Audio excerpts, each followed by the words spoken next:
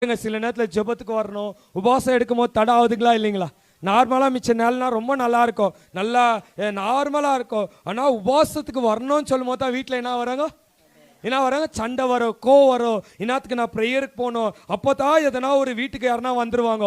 அன்னைக்கு தான் உபாசம் எடுத்து போகலான்னா அன்னைக்கு தான் கெஸ்ட்டு வந்திருக்காங்க. பார்த்துக்கிறீங்களா?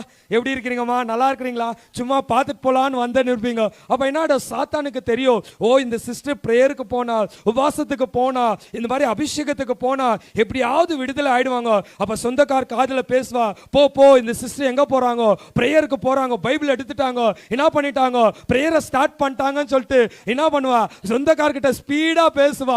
அவங்க அவ்வளோ வருஷம் அவ்வளோ நாள் வராதுங்க, கரெக்டா வீட்டை எடுத்து ஓபன் பண்ணுவது என்ன பண்ணுவாங்க, வீட்டை திறக்கும் போது ப்ரேயருக்கு போலான்னு பைபிள் எடுக்கும் போது என்ன பண்ணுவாங்க, சிஸ்டர் எப்படி இருக்கீங்க, அப்படியே உட்கார வைக்குங்க, எல்லா கதையும் பேசுவாங்க.